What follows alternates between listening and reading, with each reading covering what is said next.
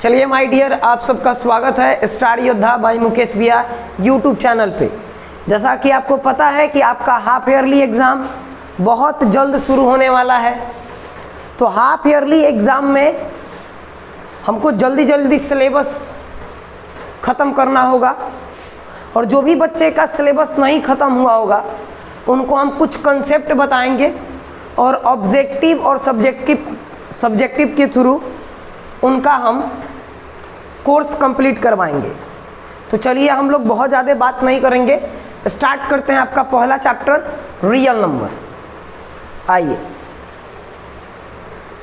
Real number को हिंदी में वास्तविक संख्या बोला जाता है और दुनिया का बड़ा से बड़ा संख्या और छोटा से छोटा संख्या इन्हीं 10 अंकों से मिलकर के बना है। वे 10 अंक कौन कौन से हैं माय डियर? तो 0, 1, 2, 3, 4, 5, 6, 7, 8, 9, यानी कि 0 से 9 तक ये जो आपको अंक दिखाई पड़ रहे हैं, इन्हीं 10 अंक से दुनिया का बड़ा से बड़ा संख्याएं बनाई जाती हैं और छोटी सी छोटी संख्याएं बनाई जाती हैं। अगला आपका टॉपिक है प्राकृत संख्या क्या है। तो गिनती की संख्या को हम क्या बोलते हैं जी? प्राकृतिक संख्या बोलते हैं। गिनती की संख्या क्या होता है जी? तो 1, 2, 3, 4, 5, 6, 7, 8, 9, 10, यानी स्टार्टिंग जब 1 से स्टार्ट हो करके अनंत तक जाएगा तो उसको हम क्या बोलेंगे? प्राकृतिक संख्या। जैसे यहाँ पे देखिए, गिनती की संख्या को प्राकृतिक संख्या कहते हैं। एग्जाम्पल में 1, 2, 3, 4, 5, 6, 7, 8 डॉट डॉट डॉट डॉट कहाँ तक जाएगा? अनंत तक। इसको क्या पढ़ेंगे? अनंत। ठीक है। आगे अगर आप देखिए तो आपके प्रश्न आपसे पूछा जा सकता है कि सबसे छोटी प्राकृत संख्या क्या है।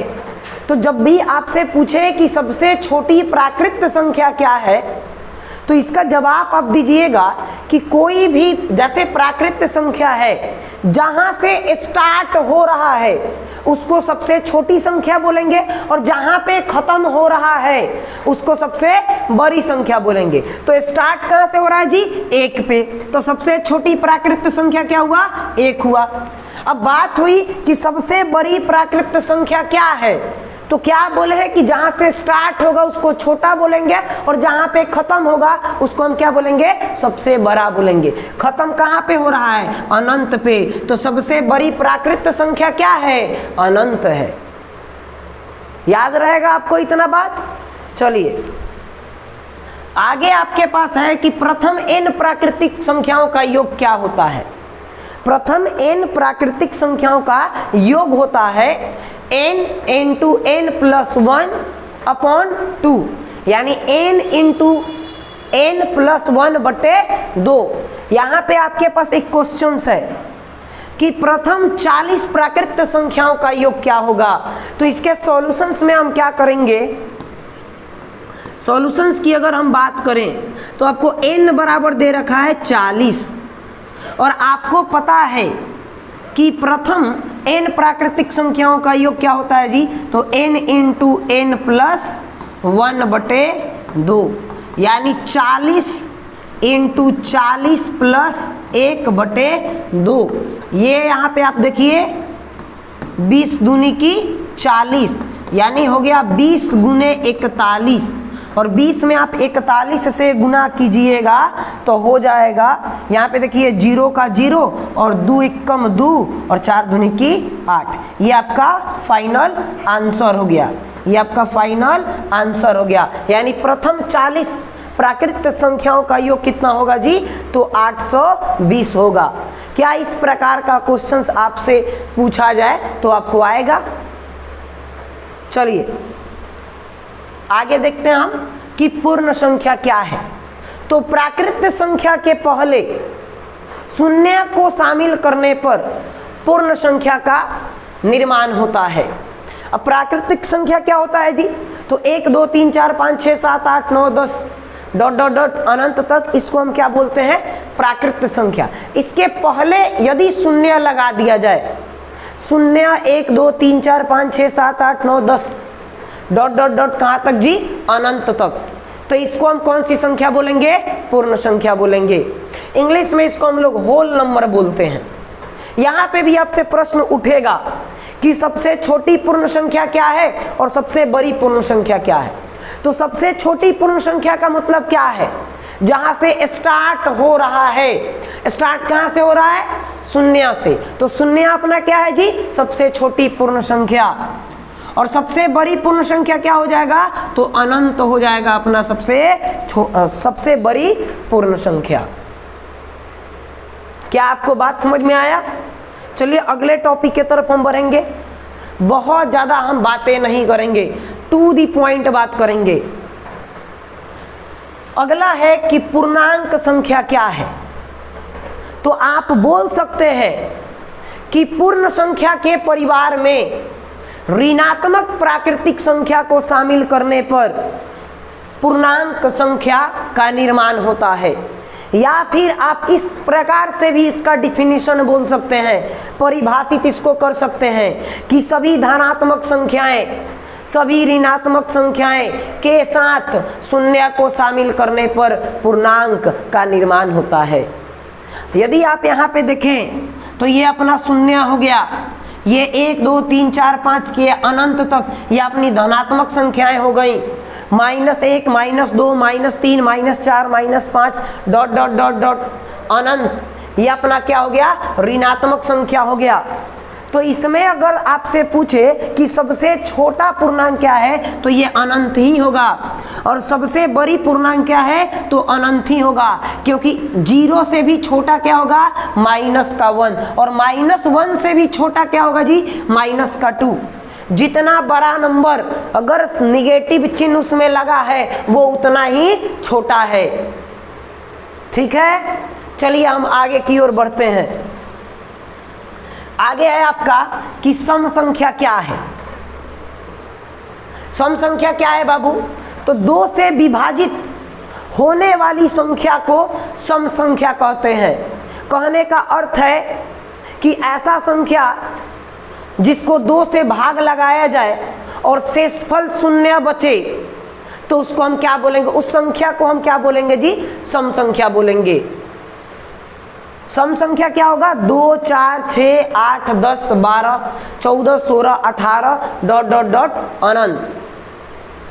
यानी देहात में बोला जाता है जोड़ा संख्या, जोड़ा नंबर। जोड़ा नंबर को ही हम क्या बोलते हैं जी? सम संख्या बोलते हैं। बोल रहा है कि जिस संख्या के इकाई स्थान पर 0 2 4 6 8 होगी वे सभी संख्याएं 2 से विभाजित होंगी। आपके पास कितना भी बड़ा नंबर है और आपसे पूछा जाए कि इसमें से क्या ये 2 से विभाजित होगी या नहीं होगी, आपको चूज करना है कि संख्या के इकाई स्थान पे क्या होना चाहिए? 0 2 4 6 8। अब यहाँ पे बहुत सारे बच्चे होंगे जो बोलेंगे कि भैया 0 क्या अपना सम संख्या है? तो नहीं जी, 0 अपना सम संख्या नहीं है। ये आपको याद करना पड़ेगा कि सम संख्या 2 से स्टार्ट होता है। 2 4 6 8 10 12 14 18 20 डॉट डॉट डॉट डॉट कहाँ तक जाएगा? अनंत तक। तो यहाँ पे भी प्रश्न उठ सकता है कि सबसे छोटी सम संख्या क्या है? जहां से स्टार्ट होगा उसको क्या बोलेंगे? छोटा, और जहां पे खत्म होगा उसको हम क्या बोलेंगे? बड़ा। तो सबसे छोटी सम संख्या अपनी होगी 2 और सबसे बड़ी सम संख्या होगा अनंत। क्या आपको बात समझ में आया? आया आपको समझ में? चलिए हम आगे बढ़ते हैं। अगला है कि प्रथम n सम संख्या का योग क्या होगा। तो प्रथम n सम संख्या का योग होता है n into n plus 1। n into n plus 1। यहाँ पे आपके पास एक क्वेश्चन है कि प्रथम 20 सम संख्या का योग ज्ञात करें। n का आपको मान दे रखा है 20।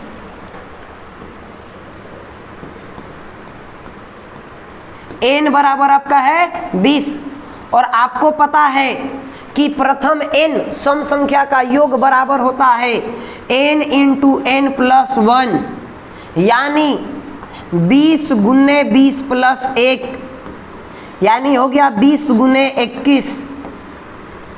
गुना करिएगा तो क्या आएगा, ध्यान से देखिए, 0 है तो 0 लिख दीजिए, 2 से गुना करिए, 2 कम 2 और 2 दूनी की 4, ये इसका आंसर हुआ।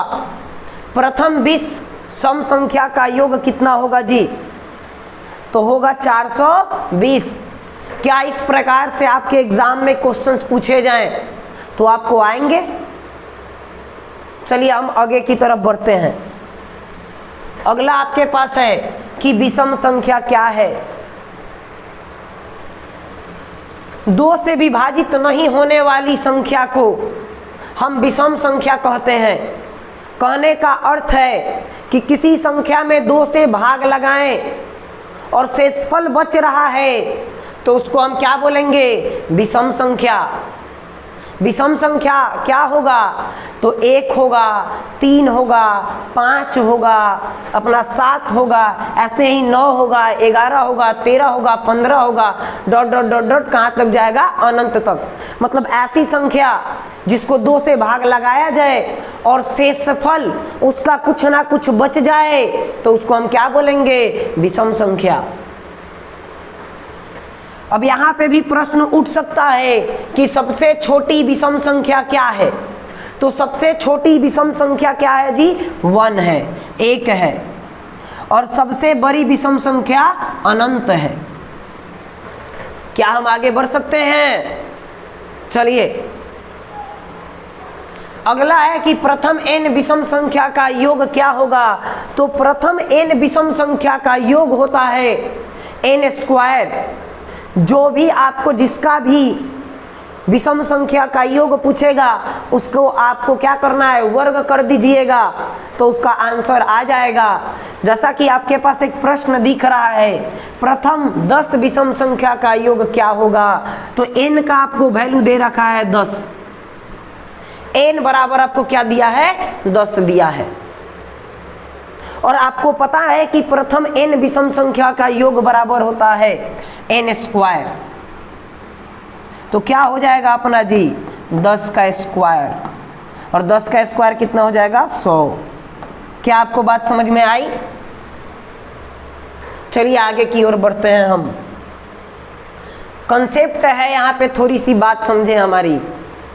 आपको बोल रहा है कि सम संख्या प्लस सम संख्या सम संख्या होगा। जब सम संख्या में सम संख्या को जोड़ा जाएगा तो प्राप्त संख्या भी क्या होगा, सम संख्या होगा। उदाहरण के तौर पे देखिए, 2 प्लस 4, 2 भी अपना सम संख्या है और 4 भी अपना सम संख्या है। इन दोनों का योग जो आएगा 6, ये भी अपना क्या आएगा, सम संख्या आएगा। यानी सम संख्या में सम संख्या जोड़ेंगे तो जो प्राप्त अंक आएगा वो भी क्या होगा जी, सम संख्या होगा। आगे है कि विषम संख्या प्लस विषम संख्या, जब विषम में विषम को जोड़ेंगे तब भी क्या आएगा, सम ही संख्या आएगा। जैसे कि आप देखिए, अपना 1 हो गया विषम संख्या और 3 हो गया विषम संख्या। 1 विषम संख्या और 3 विषम संख्या, इनका जब हम जोड़ करेंगे तो प्राप्त संख्या 4 जो आएगा ये क्या होगा जी, सम संख्या आएगा। आप इस को ध्यान से देखिएगा, ये नहीं कि सम संख्या प्लस सम संख्या बराबर सम संख्या, तो विषम संख्या प्लस विषम संख्या बराबर विषम संख्या होगा, आपका गलत हो जाएगा। जब विषम संख्या में विषम संख्या को जोड़ा जाएगा तो जो प्राप्त संख्या होगा वो क्या होगा, सम संख्या। जैसा कि आप देख सकते हैं, 1 अपना विषम संख्या था और 3 अपना विषम संख्या था। इन दोनों का जब हम जोड़ किए हैं तो प्राप्त संख्या 4 आया है और 4 भी अपना क्या है जी, सम संख्या है। तो विषम विषम में जोड़ेंगे तो क्या मिलेगा जी, सम मिलेगा। अगला आपका है कि विषम संख्या, जैसे 3 ले लेते हैं विषम संख्या, 2 ले लेते हैं सम संख्या, तो विषम संख्या में सम संख्या को जोड़ेंगे तो प्राप्त संख्या विषम संख्या आएगा। क्या आपको बात समझ में आया? 3 अपना क्या है, विषम है, 2 अपना क्या है, सम है, और प्राप्त संख्या 5 अपना क्या है, विषम है। यानी जब विषम संख्या में सम संख्या को जोड़ेंगे तो प्राप्त संख्या जो आएगी वो क्या होगी, तो अपना विषम ही संख्या होगा। अगला है आपका भाज्य संख्या क्या है। भाज्य संख्या क्या है, तो बोल रहा है एक से बड़ी संख्या जो स्वयं तथा एक के अलावे किसी अन्य संख्या से विभाजित हो तो उसे हम क्या बोलेंगे जी, विभाज्य संख्या बोलेंगे, सॉरी भाज्य संख्या बोलेंगे। कहने का मतलब है कि संख्या जो होना चाहिए एक से बड़ा होना चाहिए और स्वयं यानी एक और स्वयं के अलावा किसी अन्य संख्या से क्या होना चाहिए जी, विभाजित होना चाहिए, तो उसको हम क्या बोलेंगे, भाज्य संख्या बोलेंगे।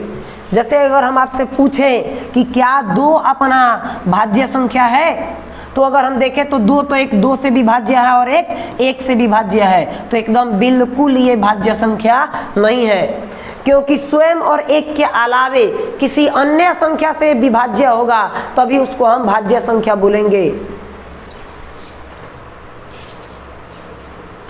जैसे कि आप देखिए 4, तो 4 को हम देखें तो 4 4 से भी विभाज्य है, 4 2 से भी विभाज्य है और 4 स्वयं से 1 से भी विभाज्य है। तो स्वयं और 1 के अलावे ये 2 से भी विभाज्य है, इसलिए क्या कहलाएगा जी, भाज्य संख्या कहलाएगा।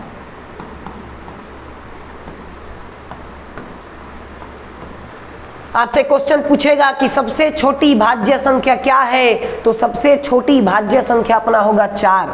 क्या होगा, 4। सबसे छोटी भाज्य संख्या 4 और सबसे बड़ी भाज्य संख्या अपना होगा अनंत। क्या इतनी बातें आपको याद रहेंगी? चलिए आगे बढ़ते हैं। आगे है अविभाज्य संख्या क्या है, तो एक से बड़ी संख्याएं जो स्वयं और एक के अलावे किसी अन्य संख्या से विभाजित ना हो तो उसे हम क्या बोलते हैं जी, अभाज्य संख्या बोलते हैं। एक से बड़ा होना चाहिए, जैसे 2 देखिए, 2 अगर हम देखें तो 2 2 से विभाज्य और 2 1 से विभाज्य है, तो ये अपना जो है ये भाज्य संख्या है। 2 एक ऐसा भाज्य संख्या है जो सम भी है और अभाज्य भी है, सम संख्या भी है और अभाज्य संख्या है। तो आपसे एग्जाम में पूछ सकता है कि सबसे छोटी सम अभाज्य संख्या क्या है, तो जब पूछे आपसे कि सबसे छोटी सम अभाज्य संख्या क्या है तो 2 पे टिक आउट करके आइएगा। यहाँ से आपसे पूछा है कि सबसे छोटी अभाज्य संख्या 2, सबसे बड़ी अभाज्य संख्या अनंत, 2 अंकों की सबसे छोटी संख्या क्या है। आपको बताना पड़ेगा कि 2 अंकों की सबसे छोटी संख्या जो है वो क्या है जी, 11 है। 2 अंकों की सबसे छोटी संख्या क्या है, 11 है। और आपसे पूछे कि 2 अंकों की सबसे बड़ी संख्या क्या है, 2 अंकों की सबसे बड़ी अभाज्य संख्या क्या है, तो 97 है। कौन है, 97। क्या हम आगे बढ़े? चलिए आगे है, 1 मिनट सॉरी, आगे अपना क्वेश्चन है कि सबसे छोटी सम अभाज्य क्या है। सबसे छोटी सम अभाज्य क्या है, आपको अभाज्य संख्या भी होना चाहिए और सम संख्या भी होना चाहिए। अभी कुछ क्षण पहले बताए हम आपको कि सबसे छोटी सम अभाज्य संख्या क्या है, 2 है। 2 क्या है जी, सम संख्या भी है और अपना अभाज्य भी है, अभाज्य भी है, तो इसको हम क्या बोलेंगे, सम अभाज्य, सम अभाज्य।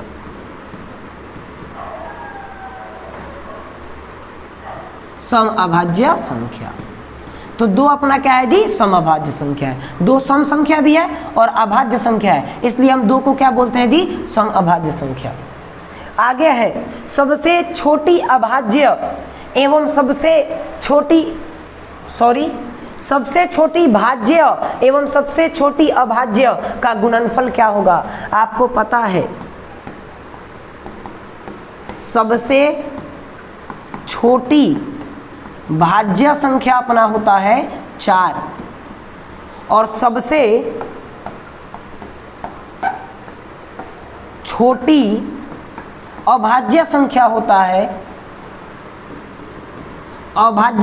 होता है 2। इनकी गुणनफल की बात हो रही है तो 4 × 2 = 8।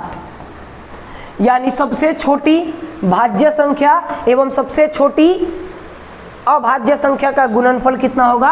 8 होगा। क्या आपको बातें समझ में आ रही हैं? यदि आपको हमारा पढ़ाया हुआ समझ में आ रहा है तो आप अपने दोस्तों में वीडियो को ज़्यादा से ज़्यादा शेयर करें, लाइक करें और चैनल को जरूर सब्सक्राइब करें। चलिए आगे है सहअभाज्य संख्या क्या है।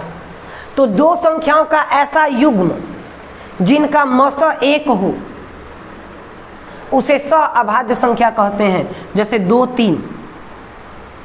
सहअभाज्य मतलब इनका अगर हम HCF निकालते हैं, दो ऐसा संख्याओं का युग्म जिनका HCF कितना हो जी? 1 हो। जैसे इसका अगर हम HCF निकालते हैं तो 1 आएगा और दोनों ही अपना क्या होना चाहिए जी? अभाज्य संख्या होना चाहिए। जैसे 3 अभाज्य है, 5 अभाज्य है और इनका मौसा जब भी हम निकालेंगे HCF तो कितना आएगा? 1 आएगा। तो इसको हम क्या बोलेंगे जी? सहअभाज्य संख्या। सहअभाज्य संख्या जब भी होगा तो दो संख्याओं का एक क्या बनाएगा जी? युग्म बनाएगा।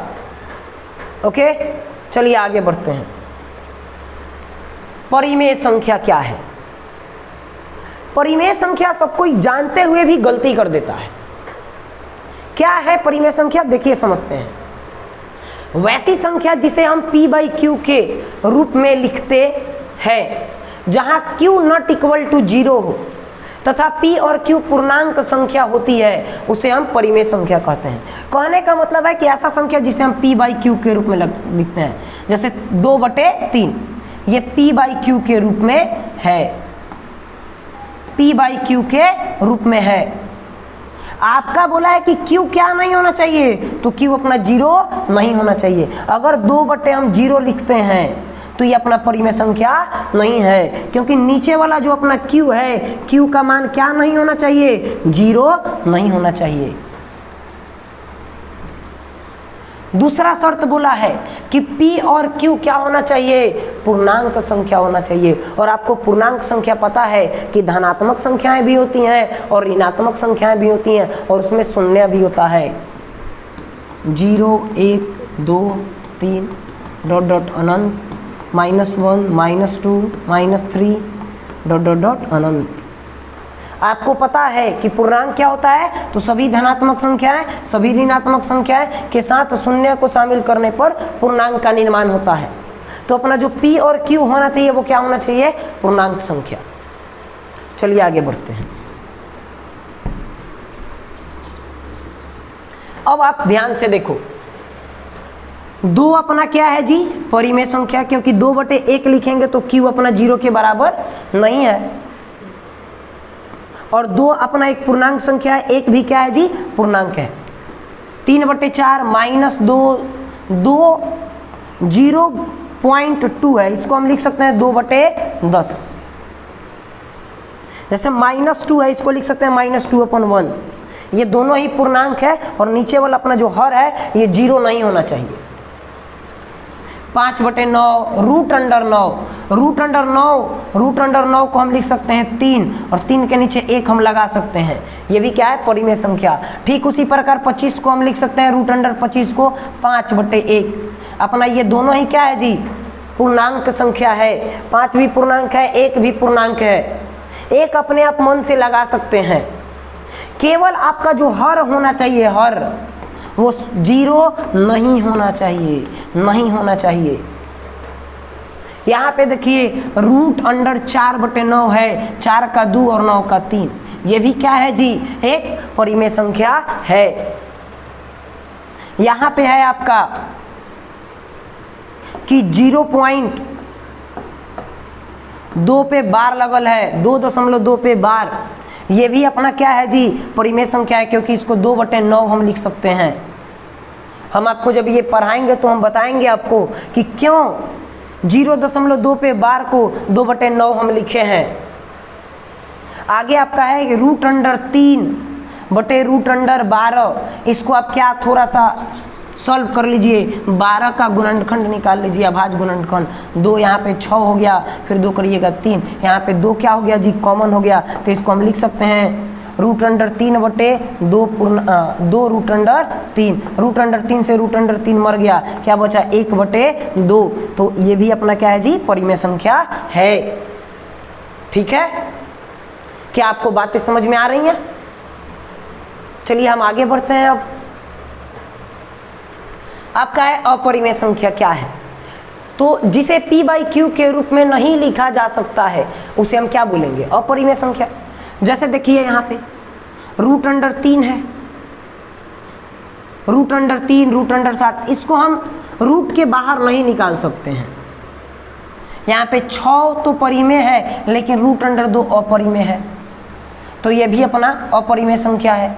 यहाँ पे देखिए ये अनंत तक आता ही रहेगा कोई ना कोई नंबर, तो ये भी अपना क्या है, अपरिमेय संख्या है। ये 20 रूट अंडर 20 बटे 4 हो जाएगा, तो ये भी अपना क्या है जी, अपरिमेय संख्या है।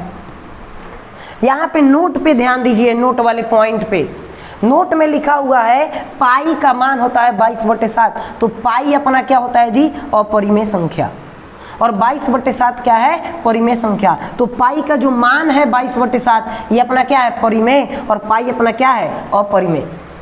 इन सब बातों को आप याद रखिए। चलिए आज के लिए थैंक यू। अगर आपको कोई भी समस्या हो तो आप इस नंबर पे मैसेज करके पूछ सकते हैं। ये व्हाट्सएप नंबर है 810 28 19 269। आपको अगर पढ़ाया हुआ PDF चाहिए तो आपको PDF में मिल जाएगा। चलिए आज यहाँ पे ही हम क्लास को ख़त्म करते हैं। थैंक यू, मिलते हैं अगले लेक्चर के साथ।